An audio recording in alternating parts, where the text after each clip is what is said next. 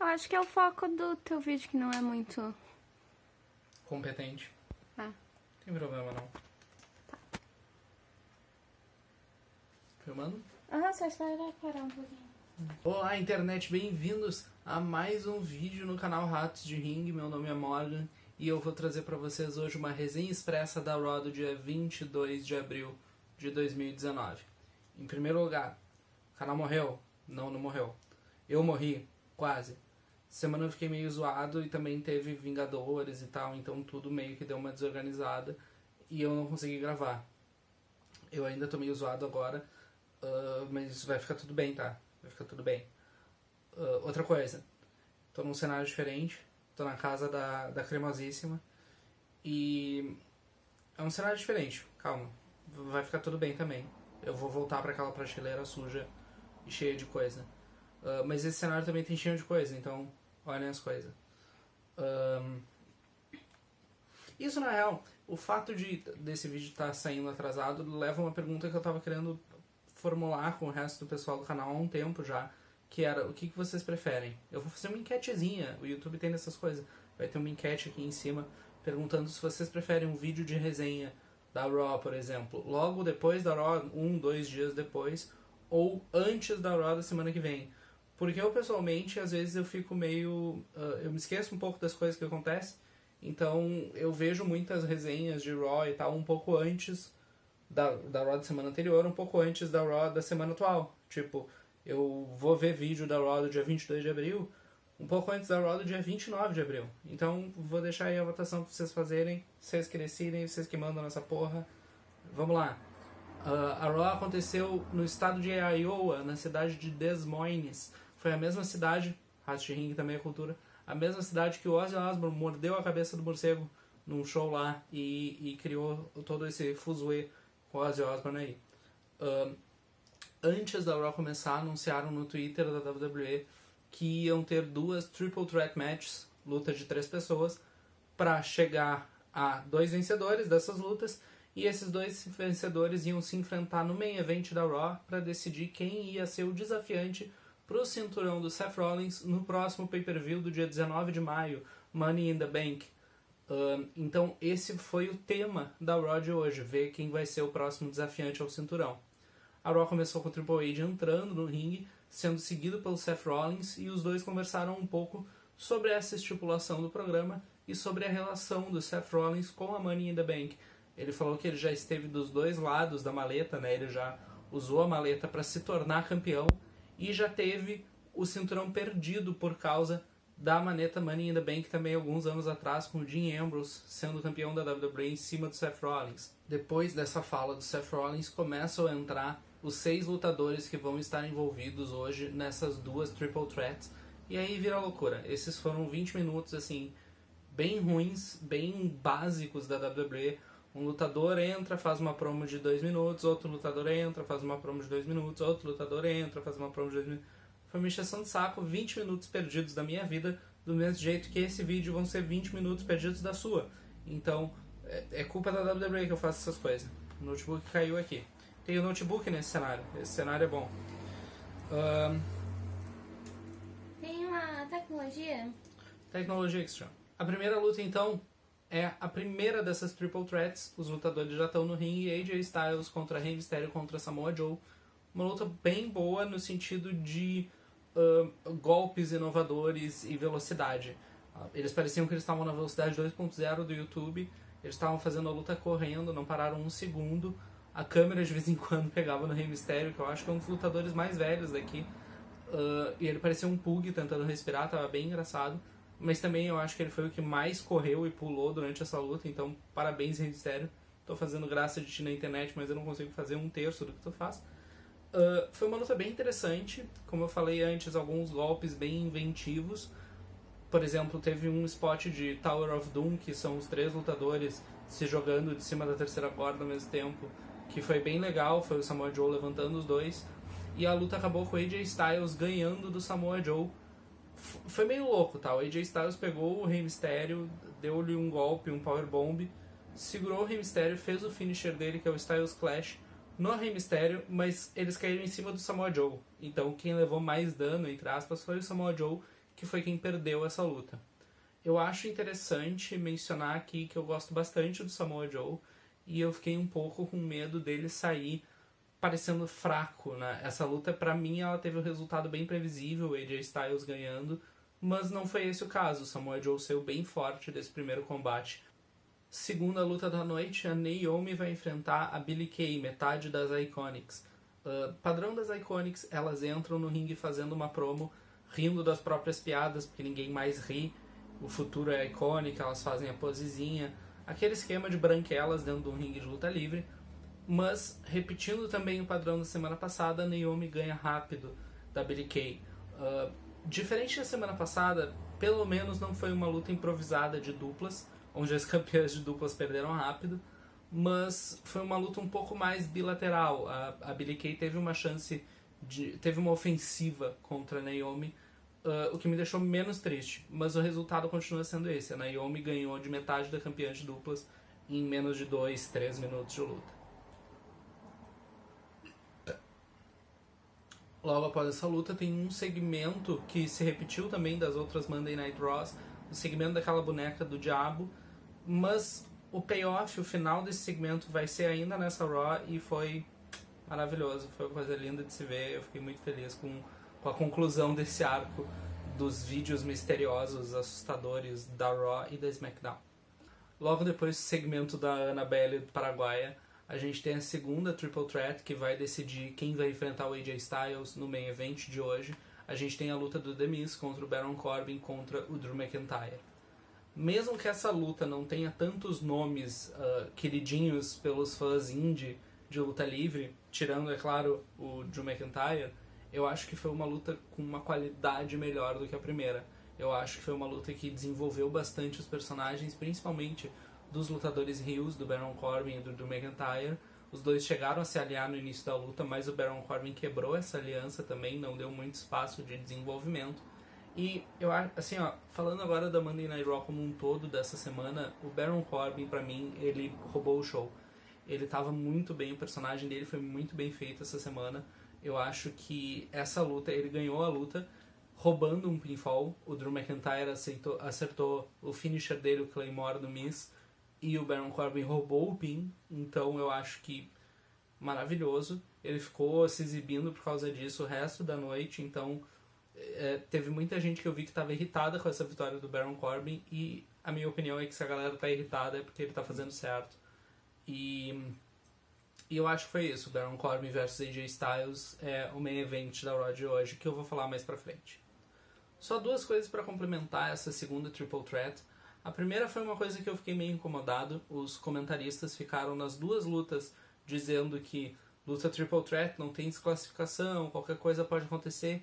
E em nenhuma das duas lutas, nenhum dos lutadores fez nada realmente ilegal. Ninguém pegou uma cadeira, ninguém fez nada que justificaria eles hyparem tanto o fato de ser uma luta sem desclassificação. Isso me incomodou um pouco. A segunda coisa que me incomodou também foi a promo que o AJ Styles fez depois da luta do Baron Corbin, que ele falou tudo que o Baron Corbin fez e tudo que ele fez como se fosse uma competição de medir pinto. Não precisava uma promo mal escrita que seguisse só direto para o próximo segmento. O próximo segmento que foi muito bom foi o segmento do Sami Zayn, com essa persona heel dele. O segmento dele entrando no ringue, mostrando várias fotos dele viajando enquanto ele estava lesionado, falando como ele estava feliz nessas viagens, como ele estava saudável mesmo estando lesionado, e que quando ele voltou a competir nos ringues da WWE, ele começou a se sentir mais triste, mais deprimido, e ele chegou à conclusão que a causa dessas como é que eu posso falar isso?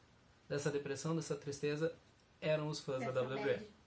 A causa dessa bad eram os fãs da WWE, que o WWE Universe é um ambiente tóxico, que é uma galera que só sabe pegar um computador e falar merda na internet. Ele tá certo. Foi um segmento que, novamente, é o Rio estando certo. Isso às vezes pode dar muito errado, mas às vezes pode dar muito certo. Outro exemplo que eu me lembrei vendo esse segmento foi o Daniel Bryan, sendo Rio, mas falando, olha só, o mundo vai morrer, tá ligado? Eu sou o campeão do mundo porque vocês estão destruindo o mundo e o mundo precisa de alguém pra proteger.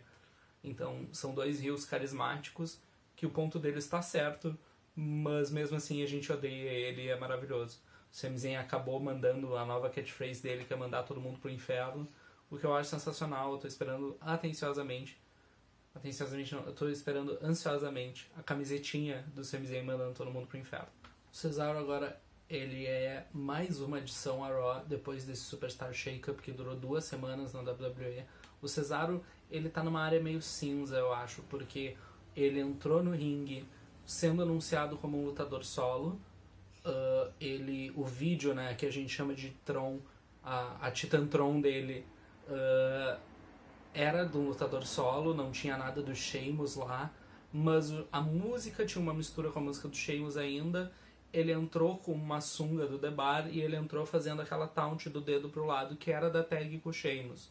Eu ainda não sei exatamente qual a situação do Sheamus quanto a esse Superstar Shake-Up. Eu não sei se ele vai voltar a formar o The Bar com o Cesaro ou não. Eu pessoalmente gostaria que não, por um lado, porque eu gosto muito do Cesaro como lutador solo, eu daria um push pra ele facilmente, mas ao mesmo tempo eu sei que esse push talvez não vá chegar, e o Cesaro possa ser um lutador solo meio que perdido no meio do card. Quando ele tá com a tag team, pelo menos ele tem um lugar semanalmente na WWE. A luta foi bem competente, eu acho que ela serviu tanto para mostrar o potencial do Cedric Alexander como um lutador solo na Raw, quanto o potencial do Cesaro. Eu acho que foi uma luta que seria main event em qualquer companhia independente de luta livre nos Estados Unidos, na Europa, mas na WWE teve um pouco mais de 5 minutos de tela. Uma coisa que me incomodou um pouco, não a ponto de eu ficar puto com a luta, mas a ponto de eu vir aqui reclamar, é que o Cedric Alexander vendeu golpes de alto impacto e golpes básicos com a mesma intensidade. Isso me incomodou um pouco na luta, não chegou a me desligar da luta, mas eu fiquei achando meio estranho. O Cesaro ganhou essa luta com um uppercut no Cedric Alexander e, na minha opinião, se o Cesaro continuar como lutador solo, eu não acho que isso fere o Cedric de maneira alguma. Eu acho que ele se mostrou hábil a competir na Raw, ele fez golpes que chamaram a atenção dos fãs, então eu acho que os dois saíram meio que num 0-0. A gente tem logo depois dessa luta uma promo dos Usos no backstage, falando como eles são agora lutadores de dupla da Raw e eles estão bem ansiosos pelos desafios que as duplas da Raw podem oferecer a eles. Eis que entra o Revival. Eles têm umas trocas de farpa ali, o que me deixou bem ansioso. Eu gosto muito desse personagem dos Usos, eu gosto do que eles fizeram na SmackDown. Eles tiveram em vários momentos lutas de destaque com o New Day. E eu fiquei bem ansioso para ver alguma coisa deles com o Revival. Vamos ver se isso acontece. Ah, tá. Pra não fazer barulho. Exatamente. Deixa eu pegar... Ai, tem um pedaço de azeitona. Eu acho que esse é o que tem menos. A gente teria então uma quinta luta, que seria uma luta de duplas. Começou a tremer. Desculpa. Tudo bem. E aqui estava sujo aqui. Bem sujo, inclusive. Só tremeu, terremoto. Gravando aqui diretamente de Tóquio, meninas. Então, uma quinta luta anunciada que nunca chegou a acontecer. Lucha House Party entrou no ringue e foi destruída pelos Viking Raiders. Sim, em primeiro lugar a internet ganhou. O nome Viking Experience talvez tenha sido extinto. E eu digo talvez porque teve uma hora que o Corey Graves se enganou. Ele falou Viking Experience. Eu não sei se ele estava se referindo à dupla, e daí ele teria realmente errado, ou se ele estava se referindo ao golpe, que era o Pop-Up Power Slam. Se eles tivessem chamado o golpe de Viking Experience, eu acho pessoalmente ok. Não me desagrada tanto quanto chamar a dupla disso. Mas o que vale a pena a gente mencionar desse segmento é que o heel turn foi feito de uma maneira efetiva. Eles se mostraram dominantes diante da plateia. E o nome Viking Raiders é talvez ainda pior que Viking Experience. Parabéns, Vince. Tentou consertar e fudeu tudo. Novamente uma entrevista no backstage agora com os campeões de dupla da Raw. Zack Ryder e Kurt Hawkins falando que não vão se sentir amedrontados por esses Viking Raiders aí, que são dois guri fedendo a leite, que recém chegaram na Raw.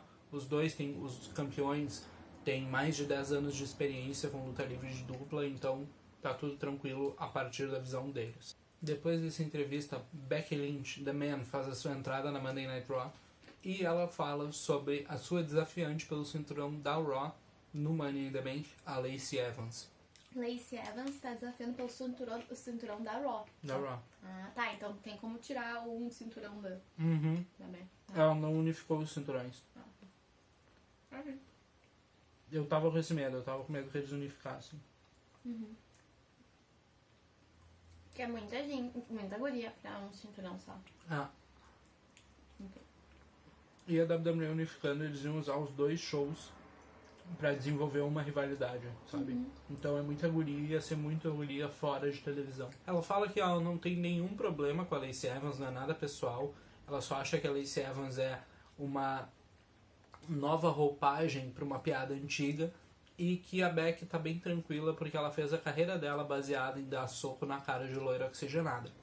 Eis que entra a Lacey Evans e fala que tem algumas coisas que ela, como sendo uma lady, pode ensinar a Becky Lynch. Pode ensinar ela sobre maneiras, sobre se portar de uma maneira mais correta, controlar as próprias emoções. E ela vai ensinar isso tudo dando um soco na cara da Becky Lynch no Money in the Bank. E ganhando o cinturão da Raw. A Becky então responde simplesmente que vai encher a Lacey de porrada. Eis que entra a Alicia Fox, que era quem tinha a luta marcada pra Becky essa semana na Raw. E começa então Becky Lynch versus Alicia Fox. Puta que pariu, que luta ruim do caralho. A Alicia Fox não faz a menor ideia do que ela tá fazendo dentro daquele ringue. Ela fez alguns golpes que parecia que ela ia se matar no processo. Tipo, ela fez uma tesoura extremamente baixa que parecia que ela ia bater de cabeça no chão. Foi uma luta que durou muito mais que deveria. Uma luta que expôs a Alicia Fox como uma lutadora incompetente.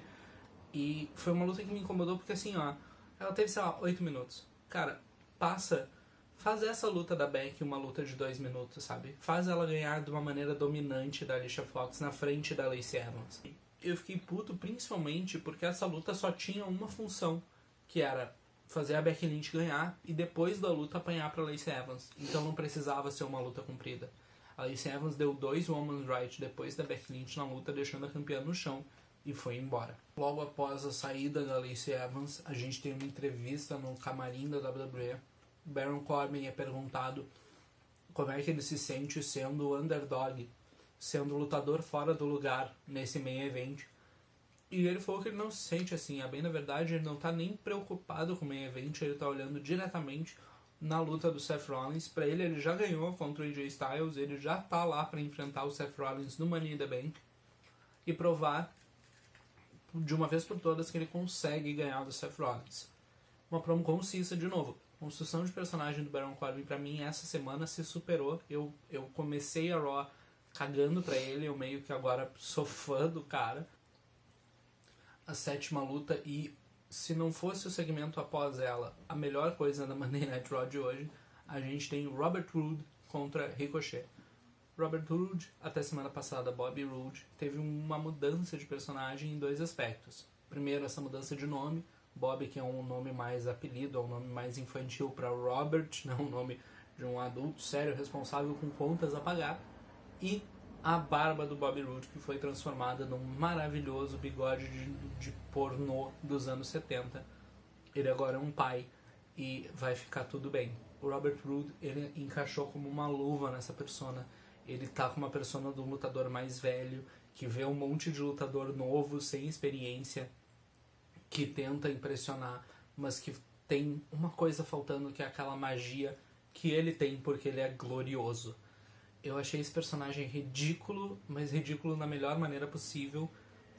Vale acrescentar que são 2 lutadores que eram lutadores de dupla até semana passada. As duplas deles foram desmanchadas essa semana. Robert Roode se separou do Chad Gable, Ricochet se separou do Aleister Black.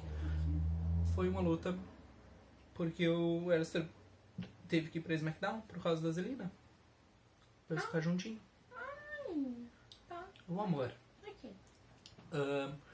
Então foi uma luta que o Robert Roode ganhou, o que foi um pouco impressionante. O Ricochet ainda é um lutador que tem pouco tempo no main roster. Eu achei que eles iam usar o Ricochet mais over ainda nessas semanas.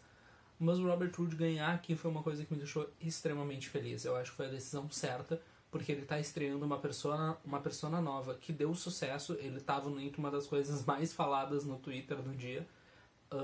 E essa derrota pro Ricochet não foi, tipo, uma enterrada na carreira do Ricochet. Ele vai sobreviver a essa derrota e ele vai ficar bem. Então, pra mim, foi a decisão certa. O Robert Roode ganhou com o Glorious DDT, que parecia um brainbuster, porque o Ricochet pulou muito alto, o golpe lindo. Foi uma vitória para os bigodudos. Vale também comentar o Corey Graves nesses comentários. Essa luta foi maravilhosa. Ele garantindo que ia ter um pico nas gravidezes de Iowa depois de olharem para o bigode do Robert Roode.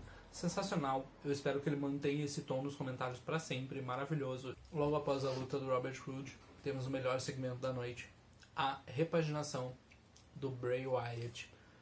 Ele entra com a Firefly House of Fun, a casa de diversão das libélulas? Vagalumes. A casa de diversão dos vagalumes. Puta que pariu, que coisa maravilhosa. Assim, imprevisível o Bray Wyatt se transformar de um líder de seita para um apresentador de programa de TV infantil, por mais que intrinsecamente não tenha muita diferença entre essas duas coisas, na minha opinião. Foi uma sacada de gênio. O Bray Wyatt é um excelente ator para esse tipo de coisa. E ele conseguiu adicionar, mesmo mudando a roupagem do personagem, literalmente, o jeito dele andar, o jeito dele falar, as roupas que ele veste, o corte de cabelo, mesmo mudando tudo do personagem, do visual dele, ele conseguiu manter o tom.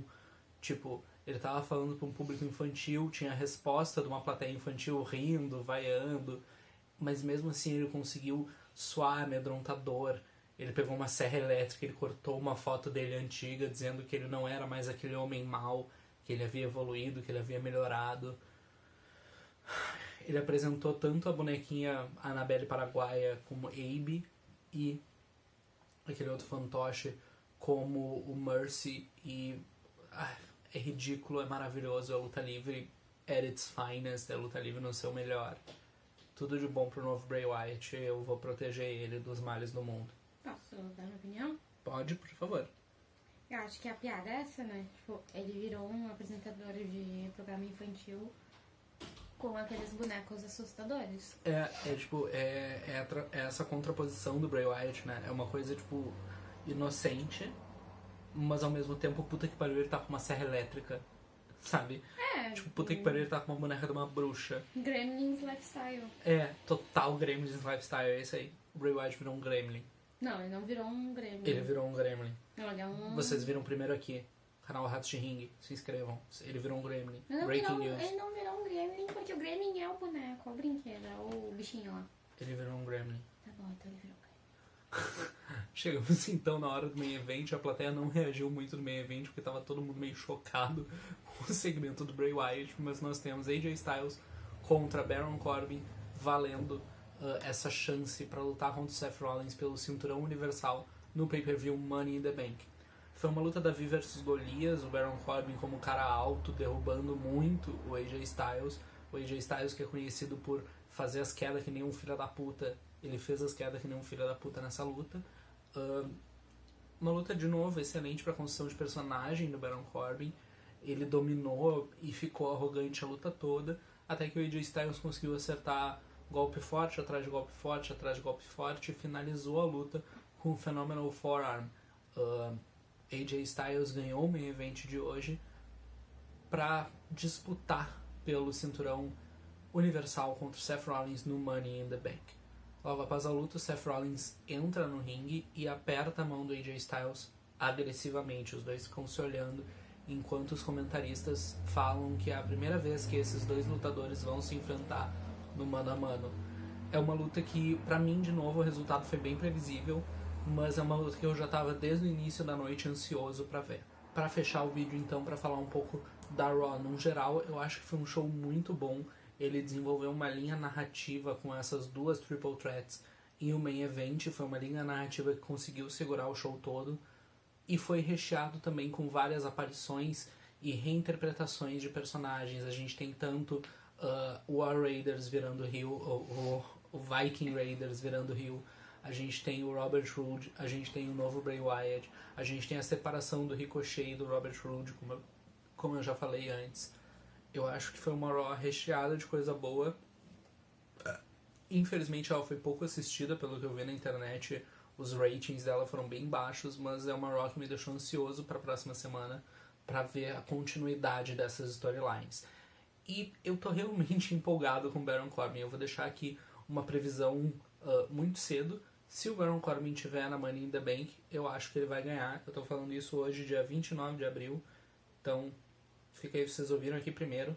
Baron Corbin, Money in the Bank winner. E era isso. Por favor, comentem aqui embaixo o comentário de vocês. O que vocês acharam dessa Raw.